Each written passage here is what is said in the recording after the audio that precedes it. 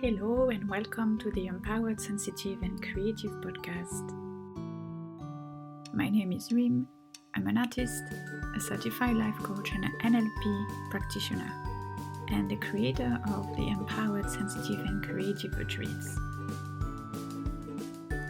Passionate about celebrating joy and beauty in the everyday, especially when things are falling apart, I'm insatiably curious about human nature, and I look into the world with reverence, awe, and a sense of wonder.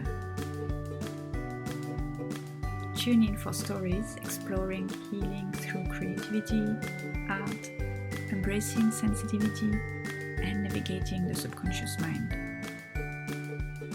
I'll talk about the struggles that highly sensitive and creative people face, and share my experiences, insights, and favorite tools along the way. I'm here to empower you to turn what we often deem to be a curse into your biggest gift. I believe that the more we create together, the more we heal the world. So let's dive in.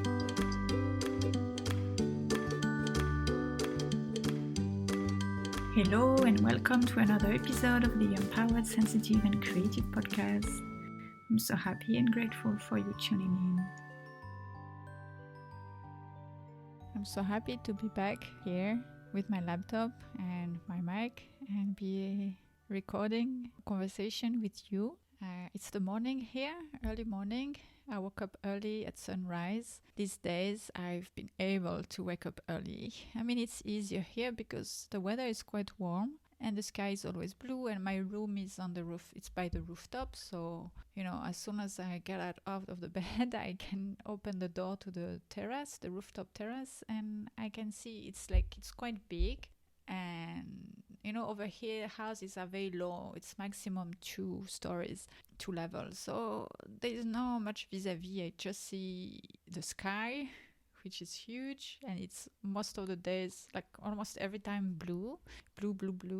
Sometimes a few clouds, but not so much. And I can see palm trees, olive trees, the sea, not so close, but I can see a little bit of the sea, and I can see a few cupolas. Over here the architecture is really nice. The houses have cupolas and round shapes, and that's it. And then I see the sun rising every morning, and it feels so good. It gives me so much energy, but not like this excited energy, more of a peaceful energy. And I spent the first 45 minutes to 1 hour just like that on the rooftop. Sometimes I do some yoga, or I do just I like Qigong too. I like some Qigong movements and some breathing exercises. And then I sit I put a little couch, like mattresses, on the floor so I can sit on it comfortably. And then I do some meditation while the sun is rising, and I can feel the warm glow. Even if I close my eyes, I can feel its warm glow warming up my face, on my eyes, and it feels so good. And it's quite silent, just a little bit of wind and a few birds, sometimes a few cars, but it's much easier to not pay attention to them, and it's just me and the sky and the sun, and it feels really good, and it feels so peaceful, so serene. And I feel like my inner spirit, inner life is glowing and happy and serene and joyful and all of that. And it helps me to start the day on a very positive note, a very powerful note. And this is great because today I want to talk about feeling at peace with aloneness and with silence. And I think this is really important, really, really, really important for highly sensitive people to come to terms with aloneness. I'm not saying loneliness, because loneliness is it's like being alone, but not. Even if you're not alone, even if you are with around people, you can feel lonely. It's more about emotional emptiness, which is not the same. It's funny because I wanted to record this episode for a while. I had this on the back of my mind Like, I really need to talk about silence and how it's helpful and how to be alone is good. I'm not saying being alone forever, but learning to be alone and feeling good about it is great. And yeah, well, anyway, what I wanted to say is another habit I picked up these past few weeks is to read a little bit in the morning after breakfast. And I read a few pages. I pick a book and I read a few pages. And just like a few days ago, I picked it's a new book. It's not a new book. I read it many years ago, but I had totally forgot about it. It's a book first written in 1982. It's called Dare to Connect: How to Create Confidence, Trust, and Loving Relationships by Susan Jeffers. She's the same author who wrote Feel the Fear and Do It Anyway, which I loved, and that changed my life. And so I'm reading this book again about connection, and actually, so interesting. After a few pages, she said that the most important thing that we can do to build meaningful connections is to spend time alone. So I was like, okay, I'm meant to talk about this week. She said that when we are born, we immediately go into somebody training. Now I'm quoting her book. She said that is, we are taught by our parents and our society that we are supposed to be in this world is a somebody. They define a somebody as a person who has achieved some measure of external success. As a result, our somebodyness, our self-worth, is dependent on such factors as money, status, power, personality, looks, and intellectual excellence. Which, okay, well, sounds good. We need these in life, or not. That's like there's nothing wrong with pursuing that, but actually, if you only pursue that, you will feel very empty. And for sensitive people, even more, because we need to have meaning.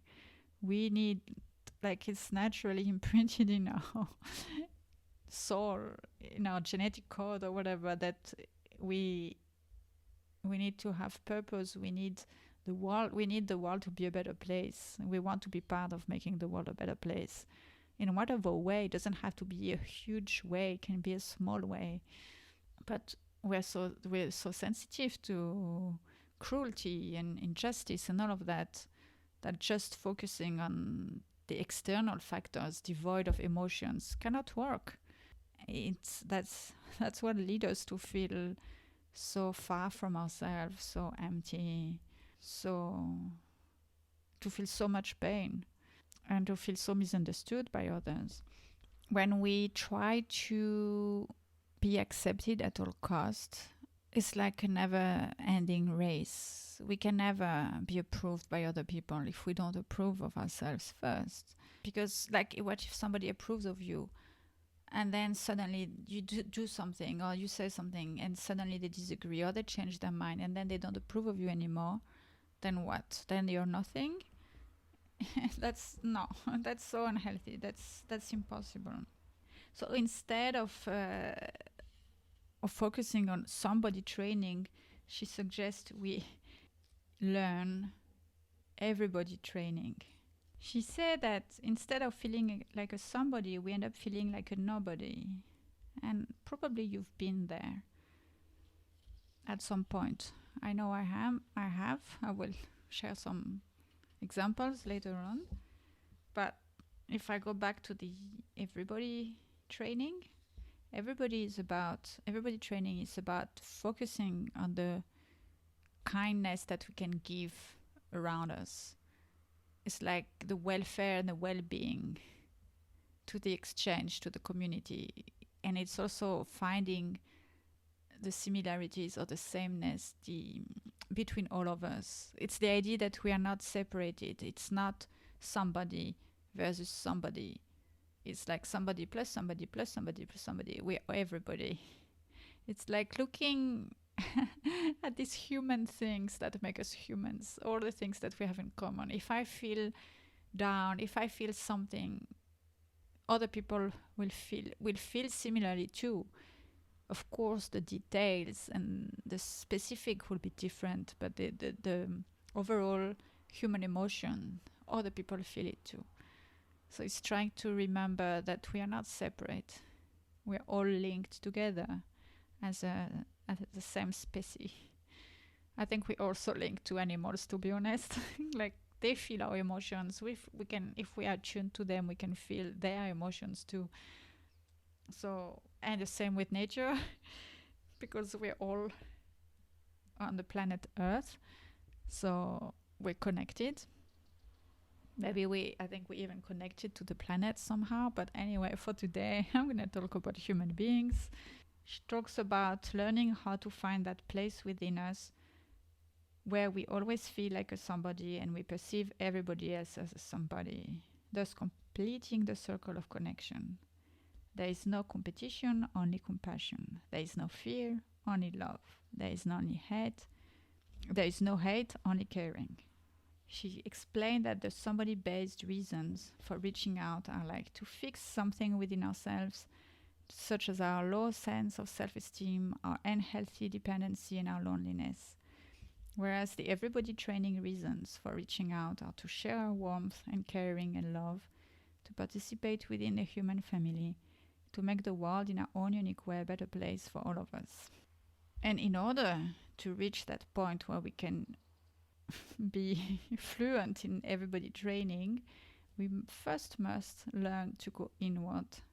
We need to get in touch with our higher self, with our higher spirit, with our heart, with our soul, so that we can give ourselves all that we need, so that we can feel whole and secure in our own skin. So that it's like filling your cup before you can give to others. If you fill your cup and if you're happy with yourself, then you don't depend, you don't rely on others to give you what you need. And therefore, when you show up in a connection, in a connection with others, you're kind of free, you're liberated from that, because you know you're already whole, you know you're already fine, you know you're already perfect as you are. And therefore you can be in the connection for the connection, not thinking, oh, what's in it for me? You can be more fully present to the connection. The thing is, many people confuse aloneness with loneliness, when it's not the same at all. Aloneness is like spending time alone, being with yourself, being on your own. But it doesn't mean being sad, being disappointed, feeling empty, or all of that. It's just mean what it says. Whereas loneliness, for me, it implies sadness and emptiness, and like something is missing, something is lacking. And very often it's because we close our hearts and we put so many walls that we forget that we are connected to the rest of the world, and therefore we just think about our own little self as disempowered, as a victim, as a poor me, I'm lonely, nobody can understand me, I'm alone, I'm lonely, I'm nothing. And I'm sure you all had moments where you felt like this. I know I did. And actually, I think many of us who grew up in dysfunctional family went through moments like this, especially those with addiction. At least for me, it was my case. My family was quite emotionally destructive, and there was a lot of addictions, all kind of addictions, alcohol, or food, like addicted to sugar, addicted to work, addicted to perfection. And for me, I thought that was how life was supposed to be. That was how we are supposed to deal with our emotions.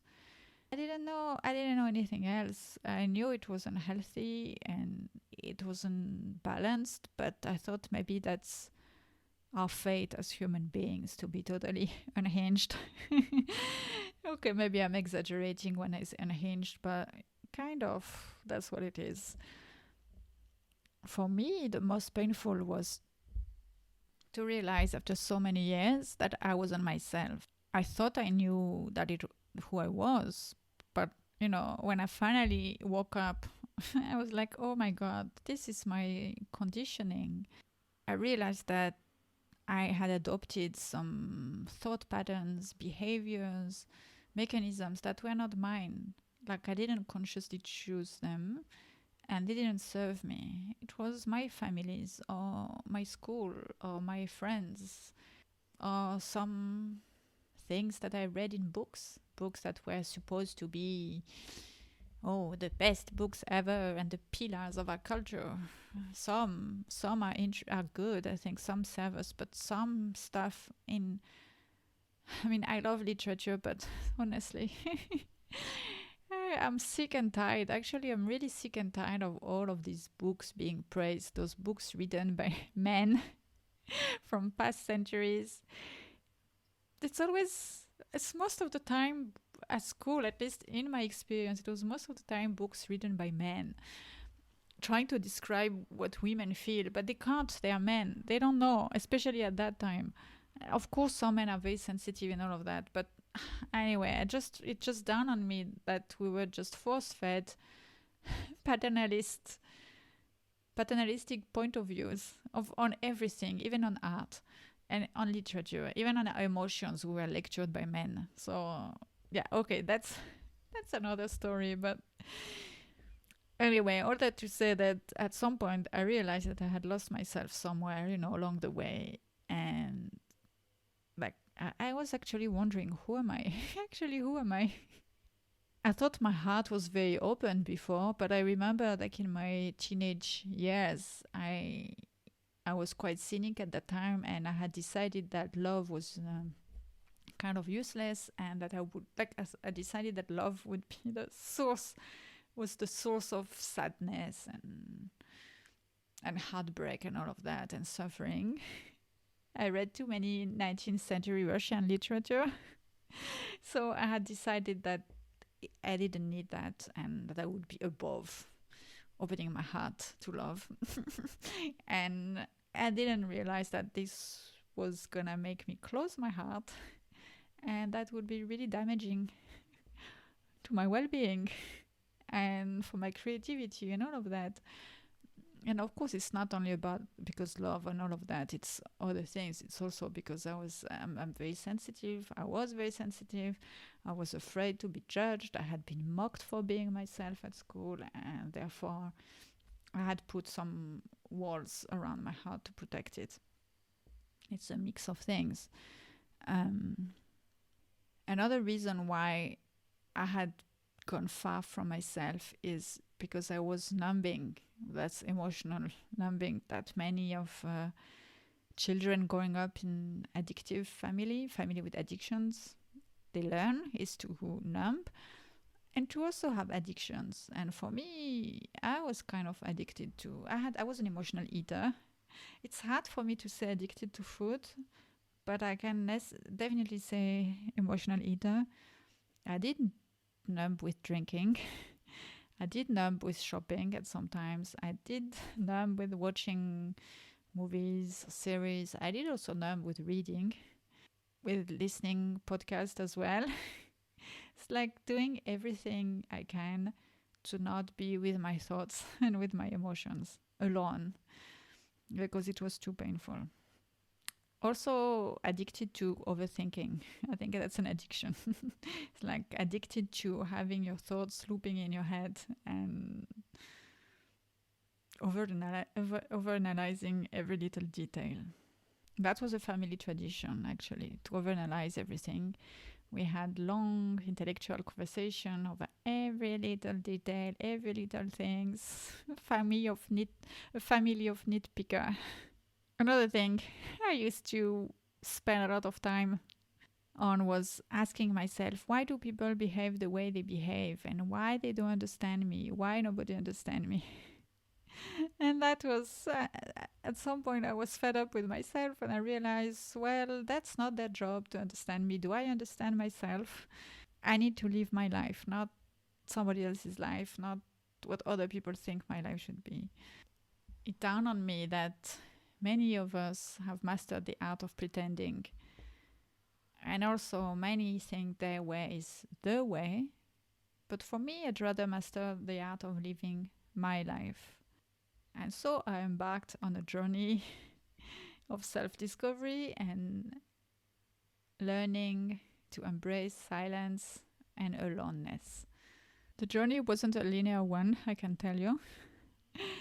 I remember, I think the first time I consciously tried to spend time in silence was when I read the book by Katherine Woodward, Calling in the One. In this book, she said that, the one is yourself. Like, when you want to manifest love, partnership, the actual partnership is the one you have with yourself first.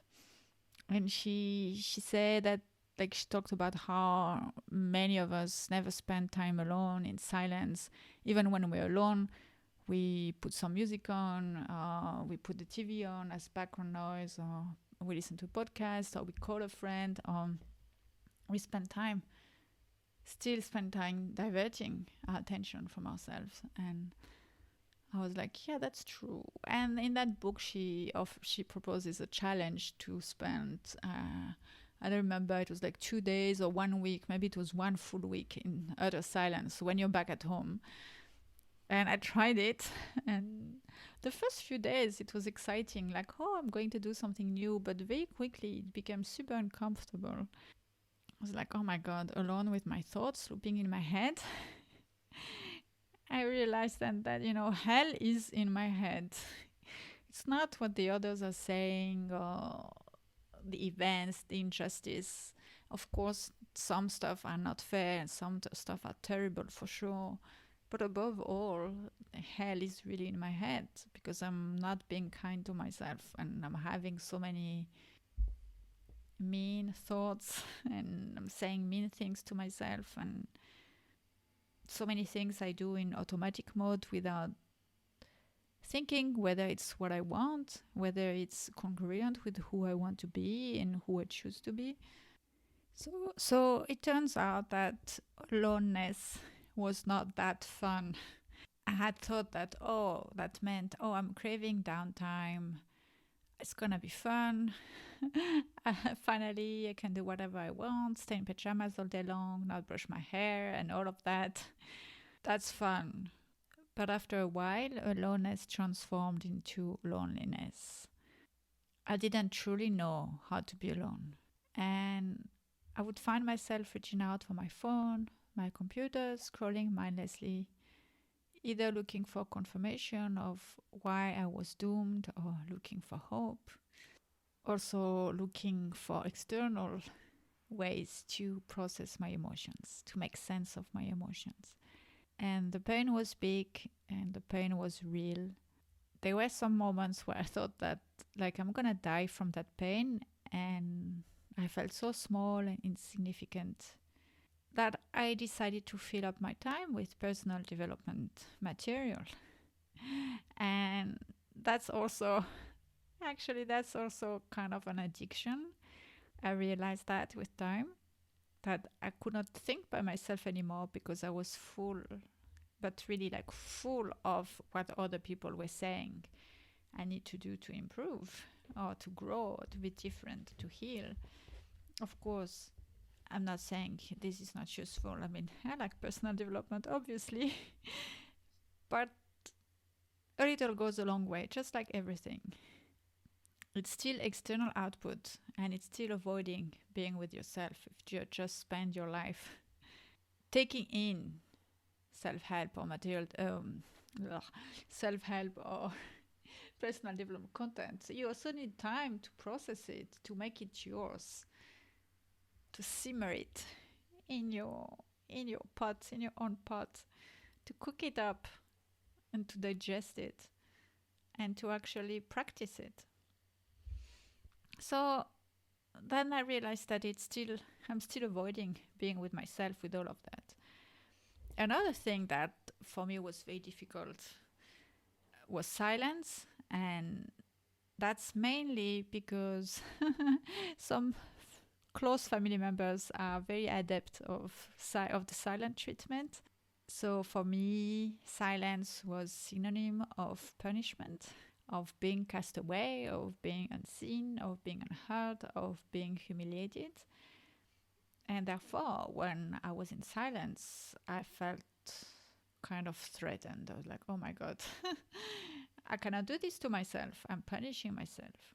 Fast forward several years, and COVID happened. And obviously, COVID pushed most of us to be alone.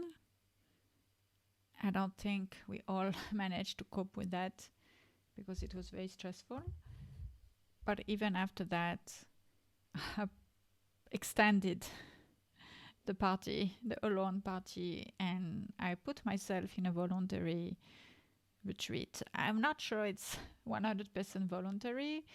It's like losing a lot, deciding to stop my career in fashion, to stop my life in big cities. I could not stand it anymore. I was exhausted. I knew it. So it was partly my choice. I wanted calm and peace, so I retreated myself in the countryside, in the French countryside. But also part of it is life pushing me in that direction because I lost a lot. I had no job anymore. I had no home anymore. I had no savings anymore since I used all of those savings in leaving China and moving back to my home country. When COVID was, well, quite a toll. But anyway, but I think it's great. Initially, it can be painful when you feel like you're being forced or pushed in a direction you didn't plan to, something that isn't comfortable. Of course, I had moments where I was like, oh my God, why am I alone again? Or why am I stuck in this empty place and lonely place and far from everything? Because it's not easy. It was not easy, but I learned to embrace it and enjoy it. And that time was salutary because I learned to make peace with myself and I learned to enjoy aloneness, to truly enjoy aloneness. And what I mean is not enjoying aloneness by filling my time with doing something and listening to something or watching something. No, I really mean aloneness. Time off in silence with myself. Okay, so how did I end up enjoying aloneness and silence? So different ways. There were different things in different ways, and I'm gonna share them now, and I hope you can apply them. I think they're quite easy. They're quite easy, as in simple to do, but not as simple to do because it's uncomfortable. If you're not used to it, it's uncomfortable. One first thing is to reclaim rest. I allowed myself to simply be and do virtually nothing. It was really healing. Also, I must admit that doing nothing at all, is really hard for me, especially because I have an all or nothing tendency. I was gonna say mindset, but I don't want to reinforce this belief in myself. So let's say I used to have an all or nothing mindset or an all or nothing tendency, which means that when I try to do something different, I try very hard. Like I would do it all. If I decide I'm gonna ease on sugar, I'm gonna quit sugar overnight and for 2 weeks, 3 weeks until I can't anymore, and I crave sugar, and then I go back to eat sugar, for example. So for doing nothing, I was very good at it. I tried to force myself to take huge pauses and to be always in silence and so on, to be really hardcore on it. Like, no, silence is good for me, being alone is good for me, so I'm gonna do it right now for 3 months and da da da. And no, it's not a good idea because the best way to hijack your already sensitive nervous system, to do that. So a little goes a long way, and being kind to yourself is also giving yourself time and space to ease into something new. So just like try sitting in silence for just 5 minutes. It's already something. No music, no distractions, just allowing yourself a moment's rest. And for me, I'm a visual person, so I love to do that while I'm looking at nature. I mean, it doesn't have to be. Sometimes looking at a blank wall or blank ceiling it feels good. But for me, like looking at water, looking at the sea, looking at the sky, looking at a tree, even looking at my cat sleeping, it's really easy. It's like contemplation. I love contemplation. I'm a big adept of contemplation. Not meditation, but contemplation. Okay, meditation is also really good. Doing a few minutes of meditation per day. Now what I do is I fall asleep in while I do a meditation. Like I lay down, once I turn off the light, I lay down on my back and I do a self-love meditation and I fall asleep like this. And it feels great. It's very soothing and it helps to sleep well. But I don't think it's easy to start like that when you are not used to it. Being in my body in silence was also very helpful. Like doing some movement in silence. Because I used to, like personally, I used to either join classes in gym. Also, I've never been a big fan of that. But otherwise, I would follow some online classes. Like I had a lot of workout videos and whatnot, which is great.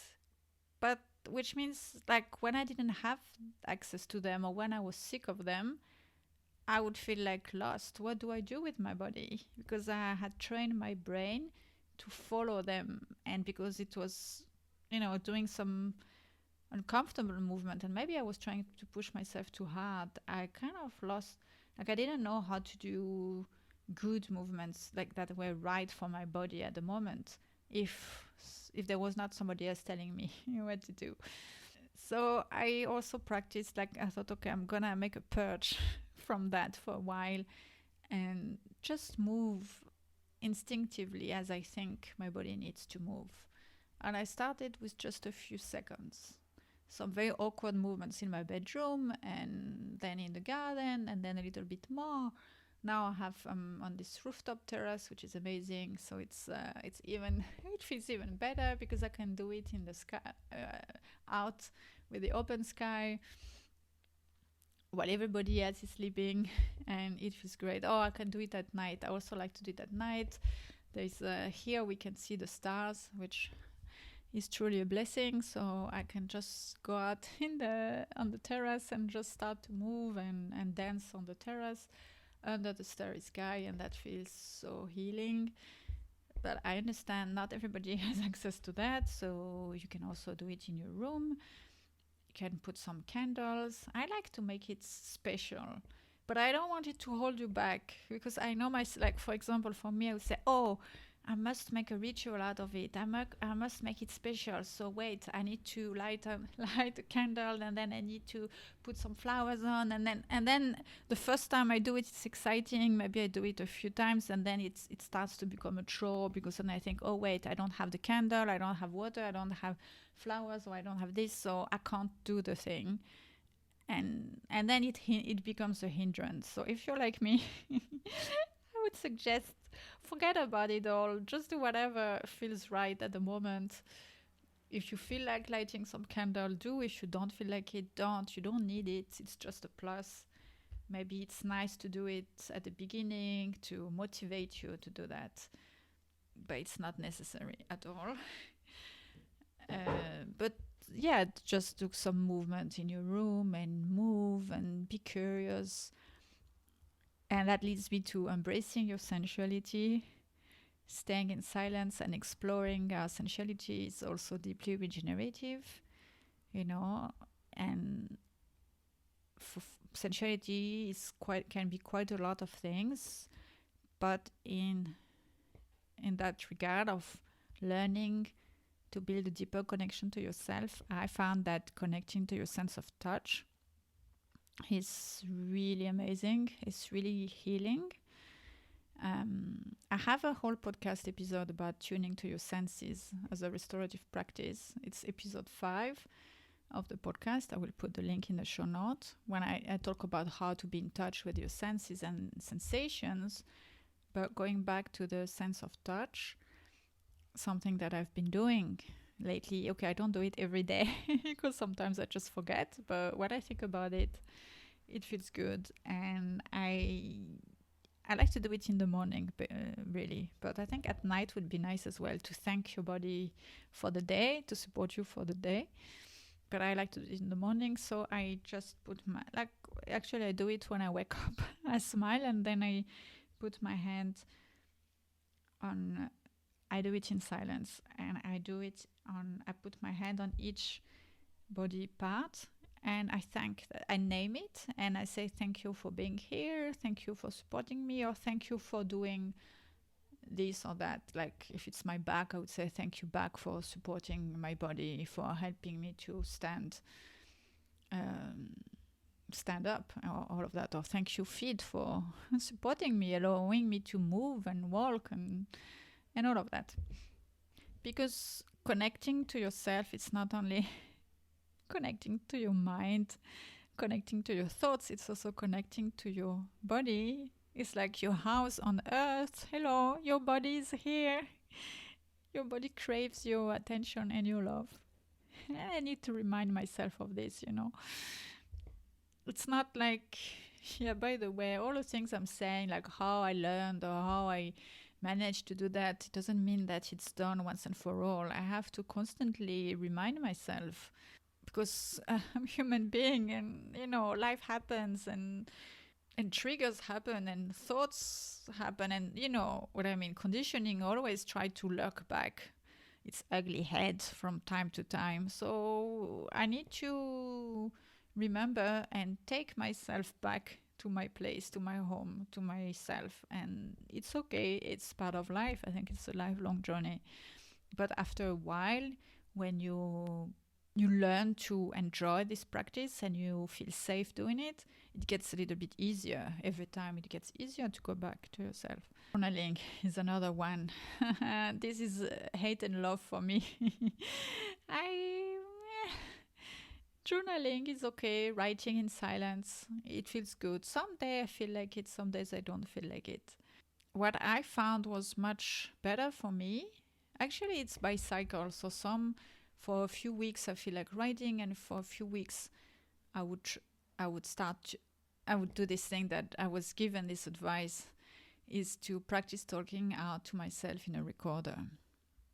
And this for me was life-changing. And I think if you are someone who tends to silence yourself and to censor yourself, this one is key. You have to do it. Please take your recorder, like you have a phone, mobile phone, just take any recording app on your phone and practice talking to yourself. You can put a timer. You can start with talking to yourself 1 minute, then 3 minutes, then increase to 5 minutes, then to 10 minutes. And yes, it's uncomfortable, but it's okay. You cannot die from it. It's practicing expressing your voice without filter, without censoring, without stopping it. And it's not silence, okay, because you're talking, but it's not taking input from external sources. It's your voice. You can also do it. I like to do it after walking. I was walking in nature in silence, and then suddenly I could hear inspiration striking me. I felt like I have things to say, even things I have to say to myself. So I would take out my phone and record myself. And then what I found was, some days later, maybe I needed to hear what I had said that day. So I played out to myself. It's like, I'm being my best friend, or I'm being my parent, my coach, my advisor, my therapist in a way, my confidant. And I'm telling myself what I need to hear. And it's me. It's like my voice, not somebody else's advice. It's mine. So I know it's true for me. It's right for me, because I had recorded it from myself. And I noticed that the more I was spending time like this with myself, the easier it would be to remember my dreams in the morning and to ponder on them. And sometimes I write about it, sometimes I draw about it. But dreams are a big source of wisdom, and they actually can point out to our emotional needs. So it could be, I think too often we tend to dismiss, oh, it's just a dream. And I'm not saying to become all anal about it and being obsessing about your dreams. Like, for honestly, I can't. I mean, I have other things to do. Like, that's why I say journaling is love and hate for me, because honestly, if I had to be journaling everything that goes through me all day in any given day, I would spend my life writing and journaling, and I can't. I also have other ways to express myself, so, and I can't, like, it ends up being draining for me. But if for you that's energizing, go for it. The more I was going over those practices, it's not like I was, okay, I need to repeat myself again. I want to make sure that, I'm not saying I was having an agenda and a diary and I was, I'm going to do this and that and that, and transforming my alone time as a minister, like the agenda of a minister, and doing da da da da da, because this would be like overworking. No, no, no, no. It's just building this practice over time. I did this over several years, maybe 2, 3, 4 years. I don't remember, because some practice I started and I stopped and I went back to it. But it took many years, and I'm not doing all of that every day. But really, it helped me to have more self-compassion. And self-compassion is so healing and so important, so needed, in order to, because we have compassion for others as a sensitive soul and empath. Many of us are empath. We are not all empath, but many are. But so often we forget to extend this compassion to ourselves. And actually, I think the compassion towards others is a double-edged sword, because we're like, I'm empathetic, or I'm compassionate with what they're feeling. I can feel their feelings. Always ask them questions and ask people how they are. But actually, then we end up being resentful when they don't give us back what we gave them. And that's actually giving with expectation, and it's not fulfilling, because at the end we're always expecting something. So it always makes us feel short of something. And I'm not saying we need to give selflessly and expecting nothing in return. Not at all. I'm just saying that if we have more compassion for ourselves, or more compassion for shortcomings, or for the little things we said wrong, or for the things we forget, or our mistakes and all of that, then it becomes easier to have more compassion for the other. It becomes easier to understand that if the other person didn't behave as you had expected, it's okay, one, because they're different, and maybe also they cannot. It's not that because they did it to punish you or to harm you. It's just because they cannot do it. They're also doing their best. Like, just the way you're doing your best, they're doing their best. And I have to remind myself of this a lot. Yeah, but basically, learning to give yourself more compassion, more kindness, more acceptance, accepting who you are, being curious as well, taking the time to explore who you are, how your body reacts, how your thoughts come in your head, what are your thinking patterns, noticing. It's like noticing and witnessing what's going on without the need to fix it. I'm not talking about fixing, I'm talking about accepting, discovering. And that leads me to the big thing, which is self-love. After self-compassion, self-acceptance, there is self-love. And I touched on this a bit before when I say, like, I used to talk to myself as if I was my parent. But it's the idea of reparenting yourself. We all need to reparent ourselves. Our parents did the best they could. And very often, that's not enough. I mean, that's enough for what they, like, what I mean is, they did their best and they did enough because according to them, they couldn't, like, oh my God. I'm saying that, I'm blabbering. Okay, I'm saying that very often what they did or the way they raised us, it's what they thought was the best at that time.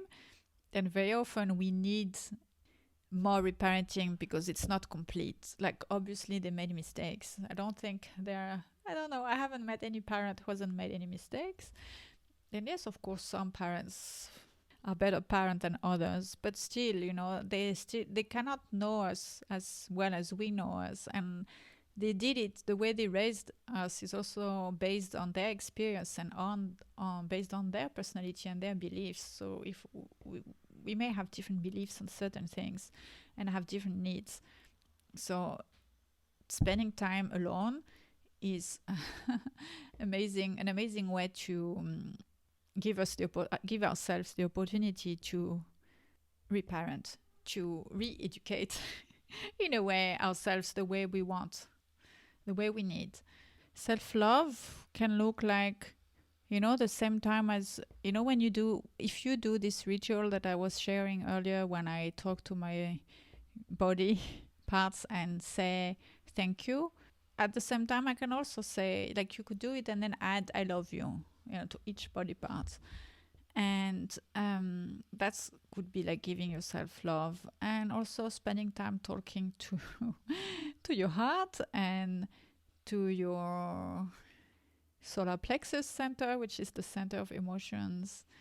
Talking to your mind. It happens to me when I'm meditating or not, whatever. When I have some thoughts that are not helping me, I can say, okay, thank you, thought. Thank you for being here. And learning not to judge myself for that thought and just say, okay, that was just a thought. I will let it go.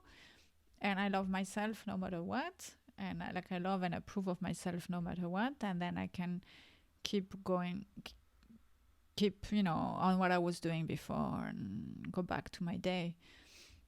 But it's important to have this time alone so that you can figure this out, so that you can hear your thoughts, in the first place. Because how do you know if a thought is serving you if you're never on your own, or if you're always discussing your thoughts with other people?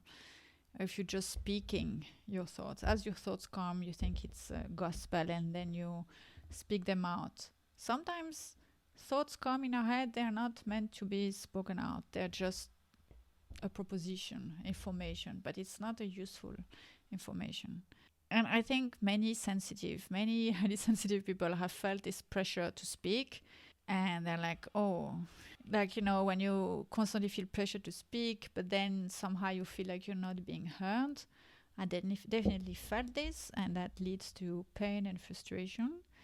For me, it reinforced my feeling of inadequacy, for sure. I used to see in that proof that I didn't have anything interesting nor valuable to share, but that I should have. And that my problem could be solved if only I could find something interesting to say, if only I could find something, if only I could be interesting, then the seas will part and I will be valued by others. Woo-hoo-hoo. Because have you noticed how sometimes people speak and it's actually not contributing to anything, and it's a waste of time, or it's mean, or it's uninteresting, or it's cruel, or it's totally random? And it's okay to say random things, but sometimes silence is golden. Like, we don't have to compensate. If we speak just out because we think, oh, I'm gonna be judged if I don't speak and I need to be accepted by others, then I will speak out, then no. That's when we feel the pressure to overcompensate and speak too much. And then we say things that we regret. Or then it could be the opposite. We're so scared that every word we say is going to be recorded and used against us, that actually we cannot say anything anymore. Then we feel, these terrible pangs of shame and guilt, and then we can tell ourselves how stupid and how ridiculous I was, and why did I do that, or why did I say that, why I didn't say that, why da da da da. But then no. Then we overdrink, we overeat, we try to take space and get attention in other ways, and it's not fulfilling. So instead, learning to accept and embrace silence and make it your friend.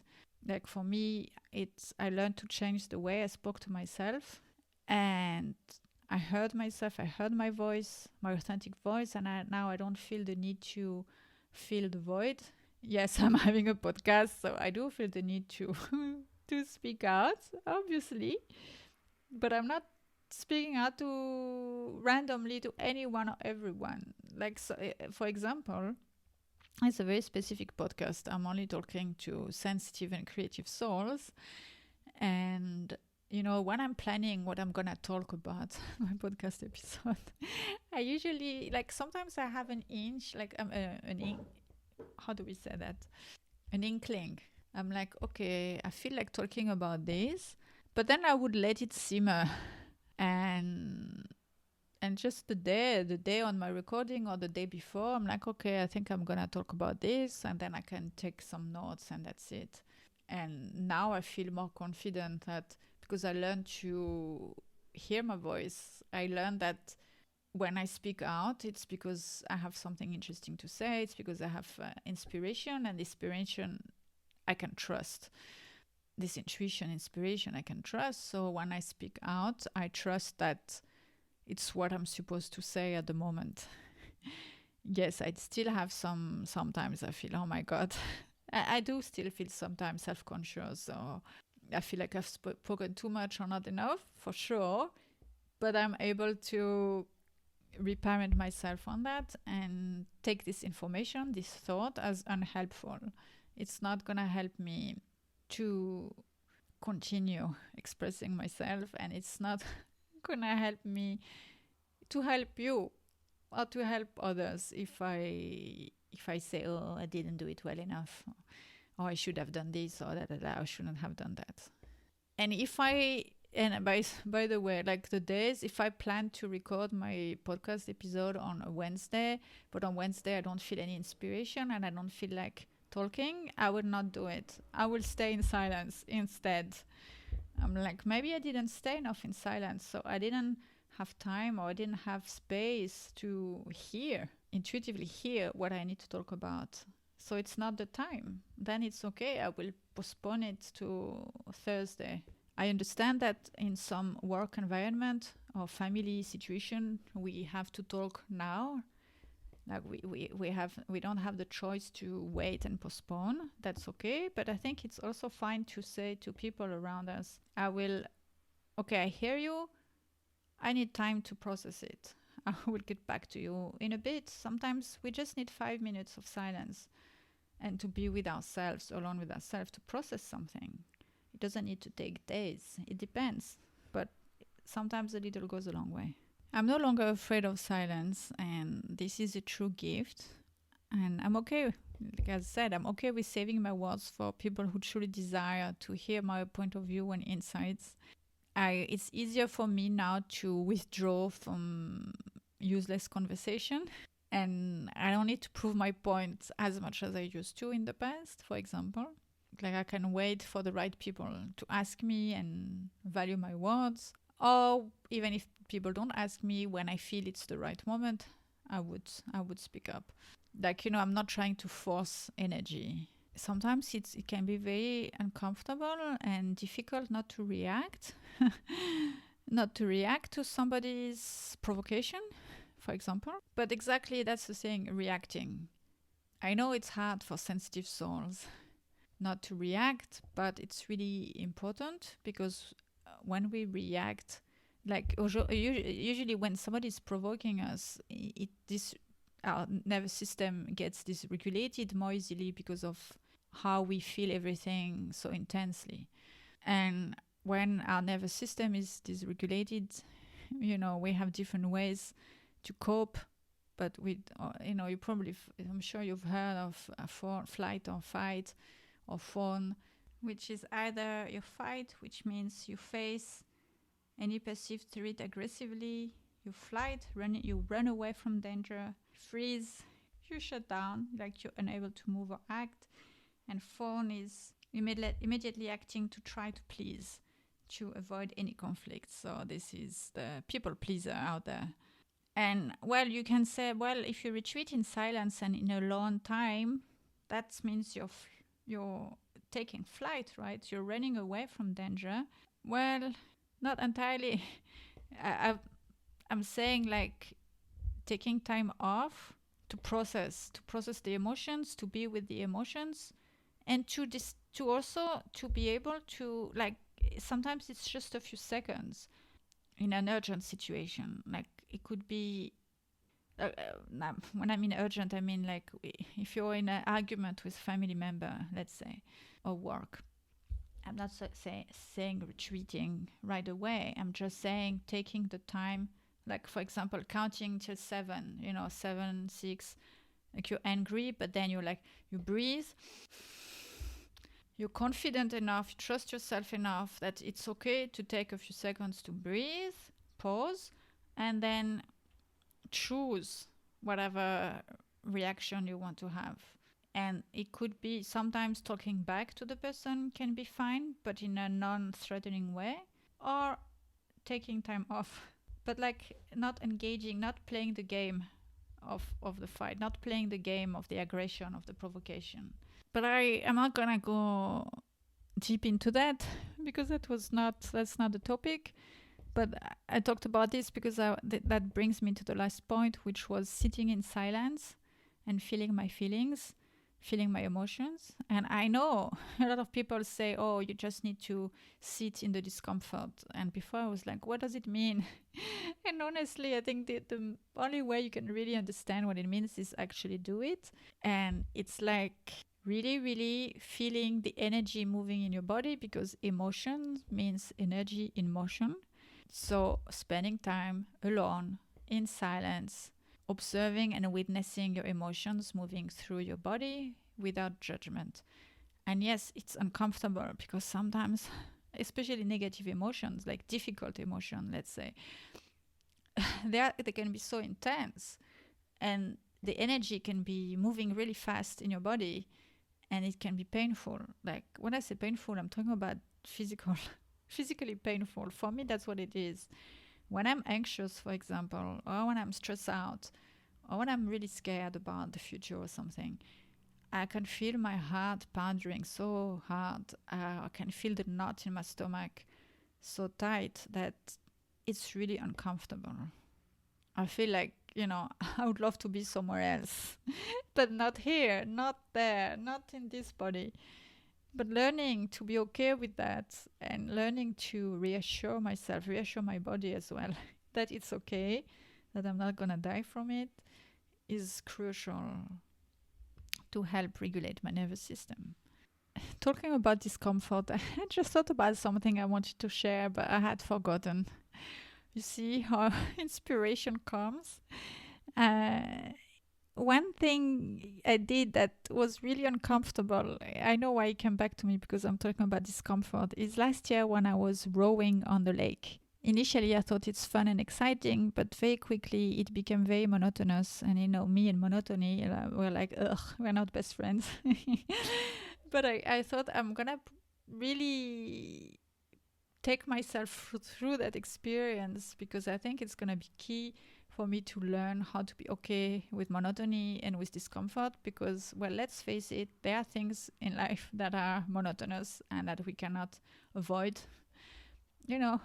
Like brushing my teeth and getting up, getting dressed, and all of this, doing the dishes. Frankly, it's quite boring. And it's not always exciting. Actually, it's almost never exciting. But learning to make through. I know you may think it's weird what I'm saying, but sometimes for me, just dressing up and brushing my teeth is difficult. It takes effort for me. I'm like, ugh, it's too much. Opening the door is too much, So learning to take myself through these mundane, repetitive tasks, and learning how to make something out of it, and to learn to teach my brain that it's okay, life is okay. I can do it, I can overcome it, it's not the end. It helps to go through bigger discomforts. That's what I meant. Yeah. So the rowing part is quite monotonous. You're alone in the middle of water on your boat, and the gesture, the movement to make the boat move forward is quite repetitive. And after a while, you kind of know it. You just repeat it, but you have to be careful that the rhythm. Yeah, there's a specific rhythm to keep, and it's important to keep it. So I realize it's like it's like a hypnosis. After a while, there was the click click click of the how do we call this, the skulls, the quills, the skulls, I forgot how to call this in English, and water, a little tuk tuk tuk plop plop plop of water, and that would send me in a hypnosis. And I taught my brain to enjoy it and to accept it. And instead of being bored, like every time I would find myself bored and like, oh my God, I want to get out of this boat, I want to do something else already, I taught myself to go back to my breathing and to focus on water and to focus on nature and to observe what was around me. Or sometimes I would just close my eyes and just be with myself inside and within, and breathe slowly and hear the water, the sound of water and the sound of the boat doing tick tick tick tick. And at the end, every time I would focus back on that present moment and on the silence and on what was here, what was around, and what was within, what was around in nature, I mean, not other people, but just nature and me, then the time would go much faster. Sometimes I would hum and sing along, and this is something I have been doing a lot when walking in nature, is to hum. I think getting to know the quality of your own voice helps to build self-knowledge and self-trust. So you could be humming, chanting, singing, speaking out loud, yes, like a crazy one, or just talking to your pets and your plants, and learning to be okay with the sound of your voice, and give yourself permission to yell and scream when you need, on the pillows, in the forest, underwater.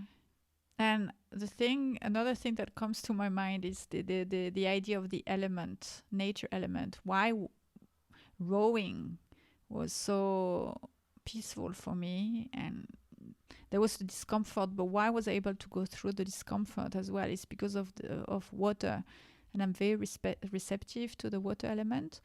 So if it works for you, like if water is your thing, spending time by water, by the sea, by the ocean if you can, or you could get one of these water fountain thing, or something with water.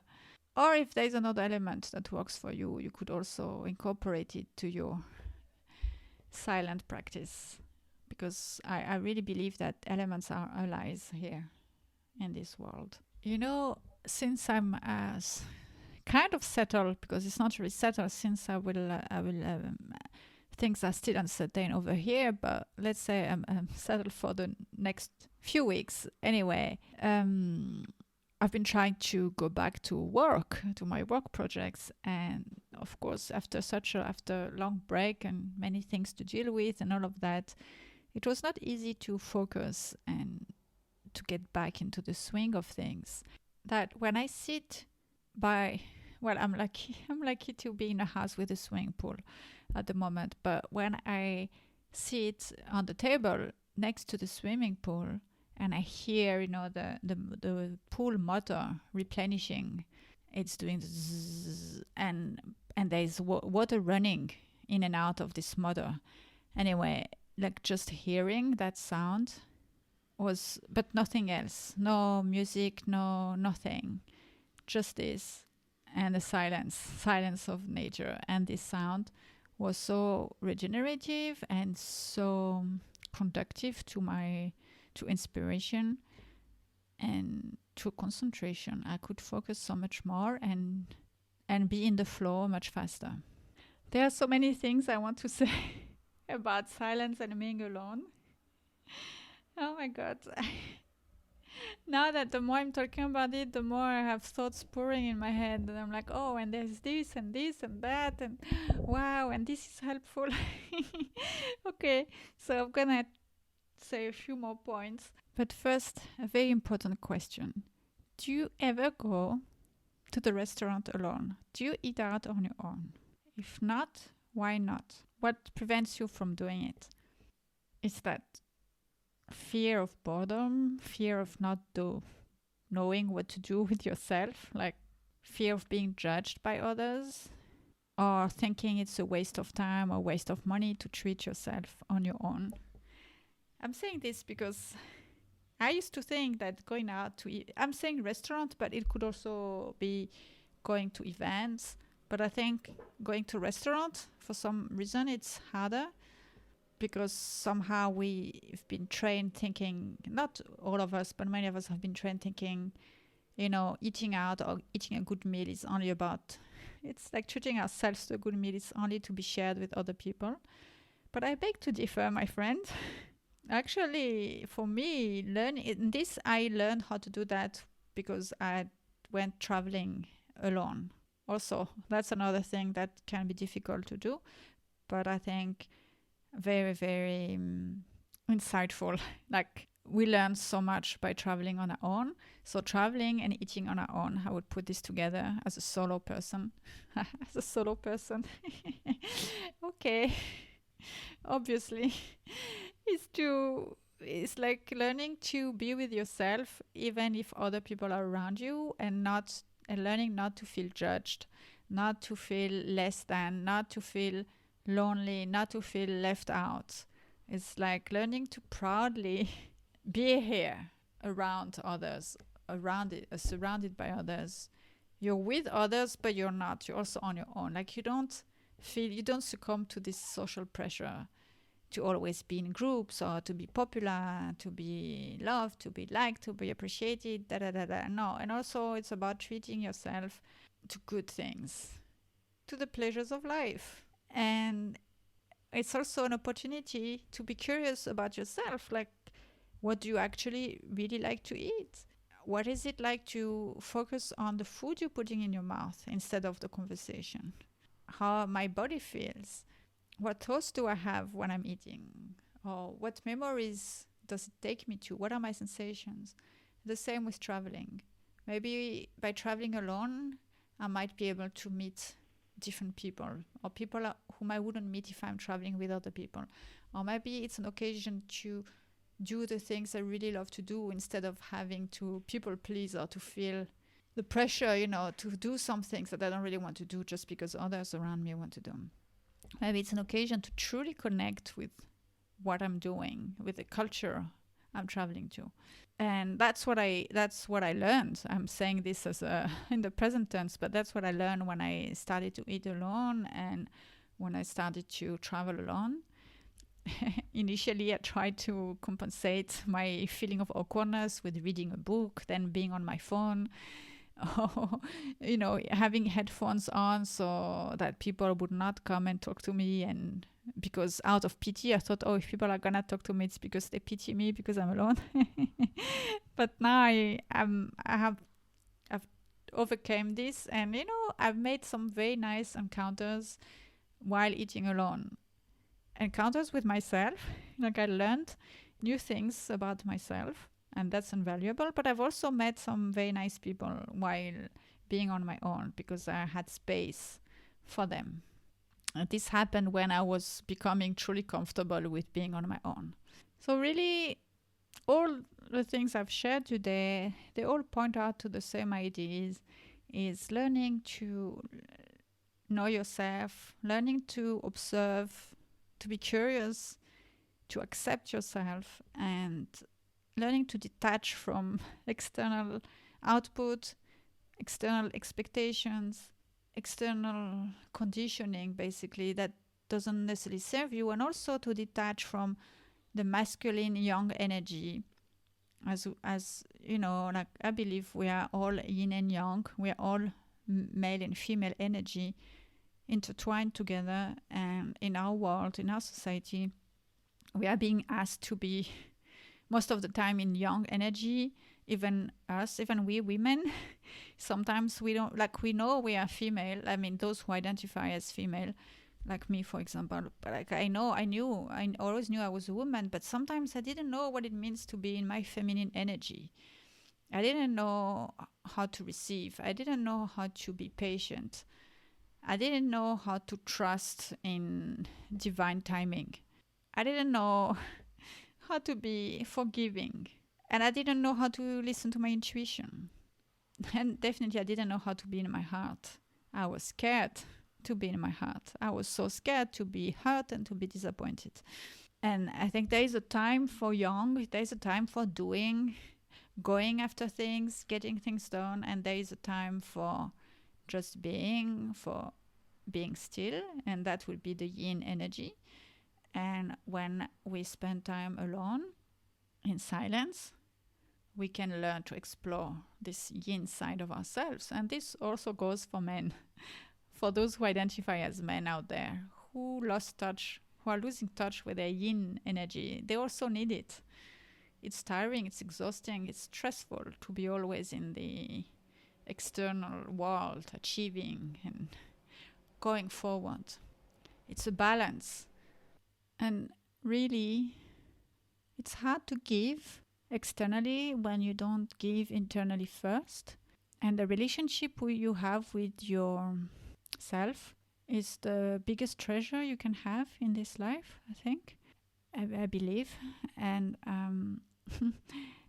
this notion of higher self, this idea, like the higher self is like this part of you that is love, that is kind, that is compassionate, that is peace, and that is like your intuition, really. For me, my higher self is kind of my intuitive self. It's like the part of me that doesn't sway to her emotions, who doesn't doesn't bend down to external factors. She just is, she's like light. She's wise, she's kind. She's light, and she wants the best for me, and she wants the best for everyone else at the same time, everyone else involved with me. And silence and aloneness allowed me to reconnect to her. I say reconnect because I think at birth, while we are in our mom's belly, we are one with our higher self, but at birth, when the conditioning process begins, as Susan Jeffers, the author I talked about at the beginning of this episode, she said we get into some body training, we forget about our higher self. We get far from her, but by this process of connecting to ourselves, this is like a beautiful opportunity to get reacquainted to her or to him, and that's beautiful thing. And it's like acquiring more power and more strength, really, because a higher self wants the best for us. It's there to guide us. And my dear friends, if you need support with that, if you're like, okay, that sounds really good, but how to do that? It's really too uncomfortable. I would need support and guidance for that. I've recorded a higher self meditation. It's a sort of hypnosis, which means that it takes your subconscious on a journey. It's a peaceful journey that quiets your mind and takes you to talk to your higher self. It's not a long meditation. I think it's about 20 minutes-ish. And you can listen to it at any time of the day when you feel stressed out or you feel like you have too much external input and you want to connect yourself, but it's a bit difficult. You need like a guide. Or listening to it before going to sleep is really helpful.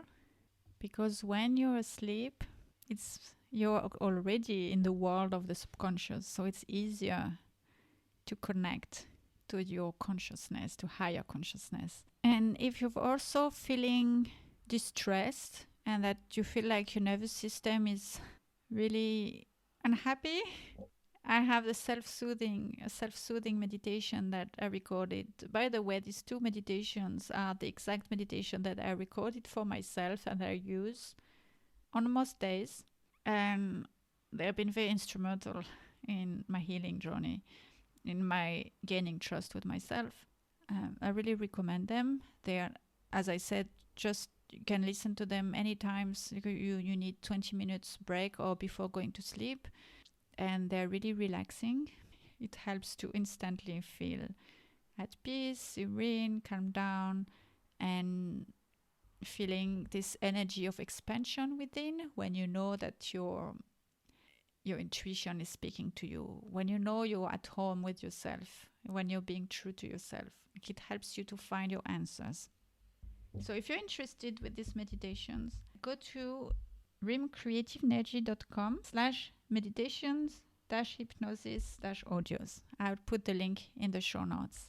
And that's it, my friends, about aloneness and silence. I hope this inspires you to harness silence and to learn to enjoy your time on your own, to make space for that, to honor yourself, so that you no longer feel scared of being alone, and that you reveal in those precious moments, and no longer feel lonely. If this was helpful to you, and if you think it will help other people around you who've been lonely, please do share this podcast with them. The more it is shared with other people, the more it can help others, and the more I can continue doing this and sharing, and we can help each other and support each other. Talk to you next week. Thank you for tuning in. I hope you enjoyed this episode, and if it has inspired you, please share it around you. Also, if you feel called to it, please subscribe to the podcast and leave me a review. It really helps to spread the word out. All your questions are welcome. You can send them to me on Instagram at rim.creativenergy.com or email me via my website rimcreativenergy.com, and don't worry, I'll share in the show notes exactly where to find me. Until next time, sending you loving creative energy.